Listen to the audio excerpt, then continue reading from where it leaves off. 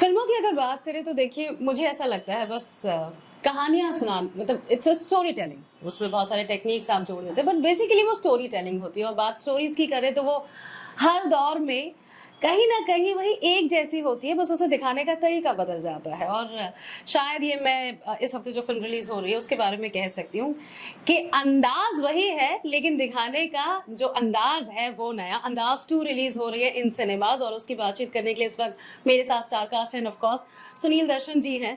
सबसे पहले तो congratulation sir. Thank you so much. 22 साल बाद आप वो नॉस्टैल्जिया लेकर आ रहे हैं। कैसे सूझी कि यही कहानी या अलग तरीके से यही कहानी सुनानी है? ये का जन्म कैसे हुआ बताता हूँ।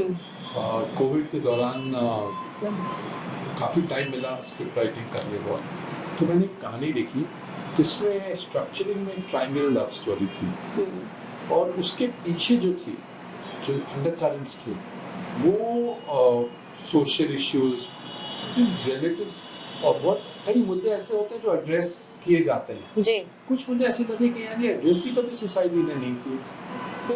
वेरी स्ट्रेट के अच्छे मेरे से तो बहुत बड़े राइटर जिंदगी दुनिया में तो कुछ भी नहीं है। तो मैंने इस सब स्क्रिप्ट को फाइनल किया तो मैंने सोचा कि इसका टाइटल सबसे मस्त आ रहा है तो क्या रखना चाहिए। रियलाइज है जब अंदाज बनाई थी तो एक ट्रायंगुलर लव स्टोरी थी, उसमें एड्रेस इश्यूज थे लेकिन वो ब्रॉड फॉर्थ किए गए थे, उसकी स्ट्रगल आई थी उस कैरेक्टर में। तो मैंने कहा क्यों ऐसा अंदाज टू बनाना। तो ये लोग कह रहे सीक्वल है, इज इट, या कहानी एकदम अलग है? सीक्वल तो नहीं है, रूह वही। अच्छा, ओके। स्पिरिट ऑफ अंदाज captured here and technically this story is sufficient. जब आपने पहली वाली अंदाज बनाई थी तो दो नए चेहरे आप लेकर आए थे इंडस्ट्री में। अक्षय कुमार भी मतलब लाइक लोग जानते थे लेकिन हाँ बट कह सकते हैं काइंड ऑफ फ्रेश ही थे। ये चेहरे कहाँ मिले आपको, कैसे ढूंढा? अक्षय कुमार तो अभी भी फ्रेश शायद 22 साल बाद भी 22 साल बाद सो एक हार्ड वर्किंग एक्टर है और अपने ऊपर वर्क करता है, डिसिप्लिन उसके स्ट्रक्चर को शो करता है। हमारी जो फिल्म है इसमें भी दो नए हैं और एक नए से एक कदम पीछे होते हैं ना वहाँ है। तो नताशा जो है मेरे साथ 2017 में एक फिल्म कर चुकी है जिसका नाम एक हसीना थी एक दीवाना था जी। बहुत खूबसूरत म्यूजिक है उसका, कोई बेचैन आंखों में आंसू। तो वो फिल्म की थी, उसके बाद इसने फिल्म इंडस्ट्री में एक्चुअली परस्यू नहीं किया सही तरीके से। She took up a job of vocabulary, voice training etc. Okay. उसका और डेली में कुछ कांस्टेबल बच्चों के लिए Wow. stuff. Wow. Doing that and वो करती रही। मौका लोग ढूंढते नहीं, आपको काम ढूंढना पड़ रहा है कभी। ये वो कुआं है जिसके पास प्यासे को जाना पड़ेगा। अब नहीं, या तो आप ये उन द रनिंग आ जाओ, आप न्यू कमर होकर आप बीच में नहीं कर सकते। इसके बाद आयुष जो है जब स्क्रिप्ट फाइनल हुई, मैं गाने भी रिकॉर्ड कर चुका था, फिल्म की कास्टिंग शुरू कर रहा था तो मैं रिवर्स कास्टिंग करना शुरू किया फिल्म में। और मैंने सोचा कि पहले जो कुछ कैरेक्टर्स हैं वो फाइनल कर लूँगा, हीरो का डिसीजन बाद में लूँगा। और उसमें एक बहुत इम्पोर्टेंट रोल दो दोस्तों के थे। तो आयुष मुझे एक्चुअली इस रोल के लिए मिलने आया था, लेकिन जब मैंने उसे एज अ फिल्म मेकर आए देखा तो मैंने फील किया यार ये उस रोल में कॉम्प्रोमाइज हो जाएगा। कुछ लोग काबिलियत होती है, सही काम नहीं मिलता और वो वेट किया होता है तो जो बेस्ट अपॉर्चुनिटी मिलती है तो क्योर कर देते हैं। तो मैंने सोचा कि नहीं ऐसा नहीं होना चाहिए एंड मैं डिसाइड किया वैसे इस फिल्म में हीरो कास्ट था। ओके। आकाइशा जो है वो उसका मैंने एक वीडियो देखा था पंजाबी सॉन्ग्स पे, और फिर पता चला वो वहाँ पे काफ़ी पंजाबी वीडियोस कर चुकी थी और मेरे हिसाब से हीरोइन का जो मापदंड होता है उसको पूरी उतरती थी। तो एक्टिंग तो मैंने नहीं देखी थी लेकिन डांस जरूर देख चुका था। एक्टिंग तो क्या है, इतने लोगों के साथ काम किया कि एक्टिंग थोड़ी बहुत आप खुद मेहनत करो, थोड़ी आर्टिस्ट खुद करें तो काम हो जाता है। आपके इस हीरोइन के मापदंड पे आऊंगी, मैं सवाल लेकर आई हूँ आपके लिए, पहले इनसे बात कर लेते। ऑब्वियसली ये सवाल आपसे सब पूछेंगे, जब आपको पहली बार फोन आया और कहा कि आप फाइनलाइज हो गए तो कैसा लगा, वो भी बता देना मुझे। लेकिन इससे पहले मुझे बताना कि एक जो बहस मैंने हमेशा देखी है एक्टर्स के ग्रुप में होती है कि being outsider how difficult it is. So वो डिफिकल्टी क्या आप लोगों ने भी फेस की? आपको लगता है कि विद सोशल मीडिया चीजें बदली हैं? वाकई में मेरे लिए तो डिफ़िकल्ट था। ऐसे नहीं था कि 7 साल पहले मैंने ट्राई नहीं किया, मुझे ऑफर्स आते थे कहीं ना कहीं से, बट लोग गलत थे या तो फिर उनके इरादे गलत थे। स्पेशली जो कास्टिंग डायरेक्टर्स होते हैं, कभी कभी वो बहुत मस्ती करते हैं, बहुत उटपटांग बातें करता है। That was not my way of life, तो I had no option, because family की रिस्पॉन्सिबिलिटी भी होती है आप पे और आपने लाइफ में कुछ करना भी है। स्पेशली जब आप ऐसे फैमिली से आते हो कि सब डॉक्टर है, लॉयर्स है, अच्छा, तो प्रेशर तो पड़ ही जाता है। कितना ऑब्वियसली। कंपैरिजन पड़ता है, आपको तो पता ही है इंडियन फैमिलीज में ये बहुत ही ज्यादा कॉमन चीज़ है। तो मेरे साथ ऐसे हुआ था, तो इसीलिए फिर मैंने अपने लिए एक रास्ता बना ही लिया, बिकॉज मैंने बोला चलो यहाँ पे तो मेरी नहीं चल रही है। ऐसा नहीं कि मैंने ऑडिशंस नहीं दिए, मैंने दिए बट नहीं हो पा रहा था, तो I said let's find a way, you know, let's make a way. आता एक मोमेंट आता है when you want to give up, then suddenly लगता है कि नहीं एक और ट्राई मारते हैं, and then things I were. Am grateful कि रानी जी की सर ने मुझे 7 साल बाद भी याद किया। क्या बात है। एंड जिस दिन मुझे कॉल आया था, तो मैं initially you don't expect anybody to call at 8 in the morning or 9 in the morning. You're like, okay, bye, you know. But when he told me कि he has a story in mind and एक particular किरदार है, उसकी झलक मुझ में दिखती है, तो मैं मुंबई आ गई नरेशन सुनने, and I was on board for Andaz, and I'm so grateful that this is my relaunch, and I'm so glad. वो 90s का बहुत बड़ा नाम है भाई आपके साथ जो बैठे हैं। आयुष, तुम्हारी क्या स्टोरी है? मैम डिफ़िकल्टीज तो बहुत आती हैं। सबसे पहली डिफ़िकल्टी तो यही है कि पेरेंट्स को कैसे मनाएं कि सब कुछ छोड़ के इधर, क्योंकि मैं एग्रीकल्चरल बैकग्राउंड से बिलोंग करता हूँ। मैं गुड़गांव में पैदा हुआ, उधर ही पला बड़ा। एंड जब पेरेंट्स को फर्स्ट टाइम बोला मुंबई जाना चाहता हूँ, एक्टर बनना चाहता हूँ, तो घर वालों को तो लगा कि बर्बाद हो गया लड़का हमारा, क्योंकि मुंबई के बारे में हमेशा नेगेटिव। बेटा आवारागर्दी करनी यहाँ कर ले, इतनी चौड़ी चौड़ी सड़कें बना दी है, तुझे मुंबई क्यों जाना? हाँ बिल्कुल, तो ऐसा होता है। थोड़ा वक्त लगा, पर हमेशा से पेरेंट्स ने सपोर्ट किया है। फिर इधर आके 5 साल लगे, पर जहाँ पे जो मिला, छोटा मिला बड़ा मिला, सब कुछ किया। फाइनली सुनील सर मिले, तो है बहुत अप्स एंड डाउन्स हैं। आउटसाइडर होने का एक सबसे बड़ा नुकसान तो यही है कि फिल्म मेकर से आप मिल भी नहीं सकते। क्या कैसे आप एक्सेस करोगे फिल्म मेकर्स को? जाके पता कैसे लगेगा कि आप मुंबई आ गए और आप एक एक्टर हो, आप एक्टर बनना चाहते हो? सबसे ज्यादा बड़ा स्ट्रगल तो वही है, क्योंकि आई गेस उनकी भी गलती नहीं कि क्या मिलियंस आते हैं एक्टर जी वही जी उसमें परखने की जो होती है ना, जी, वो बहुत जरूरी है। सही वक्त सही जगह सही इंसान मिलना, वो बस वही सारा खेल है यहाँ पर। तो जब भी जाते थे मैम किसी भी ऑफिस में, तो बाहर से ही वो वापस भेज देते हैं, अंदर तो कोई आने नहीं देता। तो बाहर से ही कोई ईमेल आईडी है, आप इस पर अपनी प्रोफाइल भेज दो, कुछ होगा तो हम बता देंगे। वो कभी बताते हैं नहीं। तो लकीली सही वक्त पे सही जगह सही इंसान से मैं मिला, सुनील सर ने चांस दिया और आज आपको इंटरव्यू दे रहा हूं। क्या बात है। तुम बताओ। मुझे तो ऐसा पॉसिबल भी नहीं लगता था कि जैसे फैमिली से मैं बिलोंग करती हूँ, नॉर्मल, बिल्कुल नॉर्मल। क्या है आपका बैकग्राउंड में? मैं बिल्कुल नॉर्मल फैमिली से बिलोंग करती हूँ। मैंने जब मैं 16 साल की थी तब काम करना स्टार्ट कर दिया था, मॉडलिंग करना स्टार्ट कर दिया था, ऐसे ही फैमिली को सपोर्ट करने के लिए। कोई प्लान नहीं था, मैं बहुत ज़्यादा इंट्रोवर्टेड थी, तो मेरा कोई प्लान नहीं था कि इस इंडस्ट्री में आना। मुझे उम्मीद भी नहीं थी कि मतलब नॉर्मल फैमिलीज़ और ऐसे नॉर्मल लोगों को भी लोग काम देते हैं। मुझे हमेशा से लगता था कि शायद स्टार किड्स को ये काम मिलता है, या फिर कोई लिंक्स होने चाहिए आप, या बहुत अच्छी किस्मत होनी चाहिए। मुझे नहीं लगता था कि बहुत अच्छी किस्मत है। मुझे लगता था कि नहीं है, बट हाँ अब मुझे लग रहा है। अब मुझे लग रहा है, तो बहुत ही ज़्यादा बड़ी बात है मेरे लिए। मैंने तो सपना भी नहीं देखा था, मैंने कोशिश भी नहीं करी थी मुंबई आने की। मैं दिल्ली में ही थी, म्यूजिक वीडियोस कर रही थी। मैंने सोचा था कुछ साल करूँगी, फिर अपना कुछ जॉब कर लूँगी। सर पता है, डेब्यूटेंट से बात करेंगे ना, एक क्योंकि हम इतने साल से रेडियो कर रही हूँ, मैं ऑलमोस्ट हर स्टार से मिलूँ। डेब्यूटेंट से मिलने में ना मैं हमेशा एक्साइटेड होती हूँ, क्योंकि इस वक्त इतने रॉ होते हैं ना, दिल से बात करते हैं। 5-6 साल बाद सर बड़े स्टार बन जाएंगे, इन्हें भी आ जाएगा घुमाना वराना, संभल कर बात करना। खैर, सो अच्छा लगा। अब आप मुझे बताइए, जैसे आप मापदंड की बात कर रहे थे, ठीक है, तो कौन है आपके लिए हीरो और कौन होती है हीरोइन?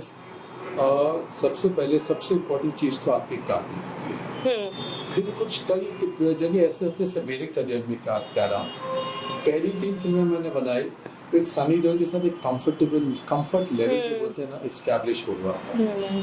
तो ऐसा नहीं कि उस वक्त के सुपरस्टार थी, ऐसा कुछ था 90s की, या लेकिन जब इनफैक्ट जब मैंने अपनी पहली फिल्म में काम शुरू की थी तेरा, उससे पहले भी 4-5 फिल्मों की 6-7 फिल्में हुई जो फ्लॉप ही हुई, लेकिन ये सब समझ आता था कि भाई बेताब का हीरो था, धर्मेंद्र का बेटा है, शायद ही हीरो हम जैसे हमारे पास एक लेगेसी थी, उसके पास भी एक लेगेसी है, और वो कहीं न कहीं कुछ क्वालिटी सिनेमा क्रिएटिविटी में हम कुछ ऐड कर पाएंगे कोलैबोरेट करके। तो वो उसी तरीके से अक्षय कुमार आया, तो अक्षय कुमार के साथ अक्षय कुमार की भूख और मेरी चाह सिनेमा बनाने की, वो उनका वो फ्रीक्वेंसी मैच हुआ। और अगर मेरी कहानियों के लिए एक ऐसा इंसान मिलता, Akshay Kumar is a great follower, अगर वो चाहे कि आपको फॉलो करना चाहता है। अच्छा, आई थिंक जो 7 साल मैंने 7 साल उसके साथ बिताए, 7 फिल्में की, मेरे लगभग मेरे साथ ही था, ऑफिस पे कहीं भी, क्योंकि लाइफ की एक प्रॉक्सिमिटी थी, और उससे वो सारी क्रिएटिविटी होती रही। जानवर में तो सब कुछ कहानियाँ सब मेरी होती थी, लेकिन मैं चाहता था कि अक्षय कुमार का करियर वहाँ पहुँचना चाहिए जहाँ उसके एम्बिशन, और वो एक एक कदम उठते हुए एक एक फिल्म में आपने देखा कहाँ से कहाँ तक चला गया। आपने तो कितनों को ऐसे आगे बढ़ते हुए देखा, मतलब लेगेसी है आपकी फैमिली की, तो एक पुरानी लेगेसी है। तो मुझे ये बताइए, जैसे मैंने जितना पढ़ा है उतनी मेरी सिनेमा की समझ है, जितना देखा है वो 90s के बाद से मुझे याद है। 90s में या उससे पहले भी भाईचारे पर काम हो जाता था, आज बहुत फॉर्मल हो गया है सब कुछ, यू नो, कॉर्पोरेट दीवारें हाँ, दीवारें बन गई बीच में, कि अब कन्वीनियंस ऑफ द एक्टर पे सब हो गया। वो जब चाय सर पे बिठाए, चाय फेंक दे नीचे, लाइन थी ना मनमोहन देसाई की रोटी की, वो पब्लिक के ऊपर थी, लेकिन एक्टर के लिए थी। लेकिन अब जो है ना, कॉर्पोरेट वर्ल्ड आया जहाँ पे कॉर्पोरेट बहुत अच्छी चीज है, कॉर्पोरेट आना, फाइनेंशियल सिक्योरिटी, आपको पैसा लाके देते हैं, फैसिलिटेशन, इक्विपमेंट, मार्केटिंग स्ट्रेटजीज, ये जो सब चीज़ें आई हैं, लेकिन उनको ये समझ नहीं आता पहले का स्क्रिप्ट क्या होता है, और दूसरी चीज़ वो अपना कोई रास्ता ढूंढने के लिए सोचता है, स्टार पकड़ लिया तो फिल्म बन जाएगी, ऐसा नहीं होता है, और ऐसा ही ये साबित हुआ है कि ऐसा नहीं होता है। इससे आज फिल्म इंडस्ट्री काफी दुर्दशा चल रही है जी, यू नो। तो जो कंपनी एक्चुअली अच्छी फिल्में बना पा रही है, स्टे अबव वॉट कर पा रही है, जैसे यशराज फिल्म, तो कॉपरेट नहीं है। मैंने भी रिसेंटली किसी से कहा था, एक बड़े एक्टर से कहा था कि अच्छी फिल्म बनाने के लिए पैसा चाहिए, लेकिन पैसा लगाकर अच्छी फिल्म बन जाएगी इसकी गारंटी नहीं होती। सो अगर मैं सॉरी, मैं थोड़ा इनसे, क्योंकि कनेक्शन थोड़ा पुराना है या ना, एक और सवाल मैं आपसे पूछूंगी। एज एन ऑडियंस मेरे दिमाग में ये थॉट आता है कि इंस्टेड ऑफ 1000 करोड़ इतने करोड़ लगा के फिल्म बनाने के बजाय, आपको नहीं लगता है कि अच्छी कहानियाँ जो है मार्केट में, लेकिन लोग पकड़ नहीं रहे क्योंकि बहुत स्टार स्ट्रक है, यू नो, तो उनको मौका देना चाहिए, थोड़ा सा बदलना चाहिए, तो शायद जो आपने कहा कि इंडस्ट्री की दुर्दशा है वो वापस आएगी। प्रोड्यूसर्स वो कर नहीं पा रहे हैं, क्योंकि उनका प्रॉब्लम ये है कि कॉर्पोरेट को जो कुर्सियों पे जो बैठे हैं, राइट है, वो बैलेंस शीट को स्क्रिप्ट से ज्यादा महत्व दे रहे हैं, सेफ खेलना चाहते हैं वो, सेफ भी नहीं, तो खेले कभी है ही नहीं। वो समझ रहे कि कॉन्सेप्ट समझ रहे, अरे भाई एक्टर साइन कर लिया, अब तो कोई भी डायरेक्टर आ जाएगा, जो एक्टर ने बोला स्क्रिप्ट, एक्टर्स ने स्क्रिप्ट कभी सेलेक्ट नहीं किया। भाई अगर जानवर फिल्म का स्क्रिप्ट एक्टर सेलेक्ट करता या लिखता या कुछ करता, तो फिर आज अक्षय कुमार मेरे से हिंदुस्तान का सबसे बड़ा फिल्म मेकर भी होता। वो मैंने मेरा लिखा हुआ स्क्रिप्ट था, और उसकी सारी क्रिएटिविटी मेरी थी, विदाउट क्लेमिंग उसका कंट्रीब्यूशन एज एन एक्टर जो है वो उसकी एवोल्यूशन वाली फिल्म है, लेकिन उसकी कंट्रीब्यूशन एक ही थी, उसकी सिंसेरिटी। उसने उस फिल्म को इतनी सिंसेरिटी शिद्दत से काम किया था कि उस फिल्म के लिए वो जी मर सकता था। उसका रिजल्ट था वो फिल्म जो 25 साल बाद भी उतनी चलती है जितने पहले रन में चली थी। Very nice. चलो शिद्दत की बात करते हैं। मैं आयुष तुमसे पूछूंगी कि एज एन एक्टर तुम्हें बहुत सारी चीज़ें करनी पड़ती है, बहुत सारी नई चीज़ें भी सीखनी पड़ती है, राइट? कभी घुड़सवारी सीखोगे, कभी कोई डांस सीखोगे, एक्शन, आजकल तो एक्शन कोरियोग्राफी इतनी, बिल्कुल। तो एक चीज़ है may be a genre like comedy, horror, कोई एक चीज़ जो तुम्हें लगता है कि यार यहाँ मुझे बहुत मेहनत करनी पड़ेगी, ये शायद थोड़ा डिफिकल्ट हो जाएगा but you want to do it? थोड़ा डिफिकल्ट हो जाएगा मैम, फ्रैंकली स्पीकिंग मुझे लगता नहीं कि डिफिकल्ट कुछ होगा, क्योंकि एज एन एक्टर मैं बहुत ट्रेंड हूँ हर चीज़ में ज़्यादातर। तो ऐसा कोई पर्टिकुलर जॉनरा है नहीं जो मुझे स्ट्राइक कर रहा है कि ये मेरे लिए डिफिकल्ट होगा, बिकॉज इस मूवी में इनफैक्ट सब कुछ ही, एक्शन भी है, कॉमेडी भी है, ड्रामा भी है, तो डांस भी है। कोई ऐसा एस्पेक्ट बचा नहीं है कोई अलग से कि ये मैंने ट्राई नहीं किया। सर ने सबको ट्राई करवा दिया, अच्छे से ट्रेनिंग भी करवा दी है, मैंने खुद से भी किए, थिएटर शोज भी किए, प्लेस भी किए, तो I really don't think so कि कुछ भी मुश्किल होने वाला है। अच्छी स्क्रिप्ट मिलेगी, अच्छे फिल्मेकर्स के साथ दबा के काम करेंगे। ओके। मुझे ये बताओ कि जब आप इंडस्ट्री में नहीं थी जी। और अब जब आप इंडस्ट्री में आ गई हैं, तो कोई ऐसा बबल है जो फूटा है, या कोई ऐसा रियलाइजेशन है कि यार वैसा नहीं होता जैसा सोचा था? बिल्कुल बिल्कुल। हाँ। मेरा एक बबल था कि इस इंडस्ट्री में आने के लिए हमेशा गलत रास्तों से गुजरना पड़ेगा हाँ। और गलत चीज़ें करनी पड़ेंगी जो मैं नहीं कर पाऊँगी, शायद मेरे लिए पॉसिबल नहीं है। बट इस मूवी में काम करके और सर से मिलने के बाद मुझे ऐसा वो बबल फूट गया है कि अच्छे लोग हैं, अच्छे लोग हैं, इसलिए दुनिया बची हुई है यार। डरने की ज़रूरत नहीं है, आपको सपने Yeah. देखने से डरना नहीं चाहिए। मेरा ये बबल एक्चुअली मेरा भी यही एक्सपीरियंस था। मैं भी जब मुंबई नई नई आई थी तो मुझे भी लगा था कि नहीं नहीं ये इंडस्ट्री के लिए तो बहुत कुछ वो करना पड़ेगा, but you meet good people and हाँ। सो तमाशा नहीं, मैं रोमांटिक ड्रामा कहूँगी जी, जिसमें प्यार है, कॉमेडी है, एक्शन है। आयुष ने कहा सब कुछ कर लिया उन्होंने इसी फिल्म में, ठीक है? सो ये आप देखने ज़रूर सिनेमाज में आए। कब आए, क्यों आए, ज़रा प्लीज़ बताओ खूबसूरत चेहरों, बुलाओ लोगों को।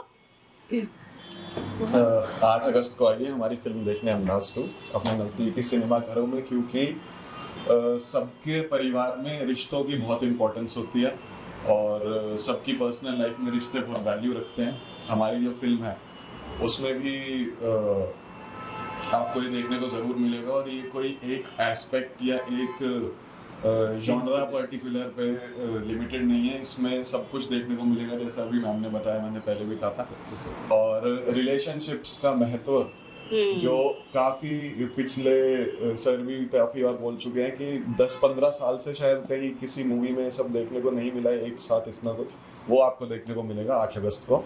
जाइए अपने नज़दीकी सिनेमा घरों में देखने अंदाज 2।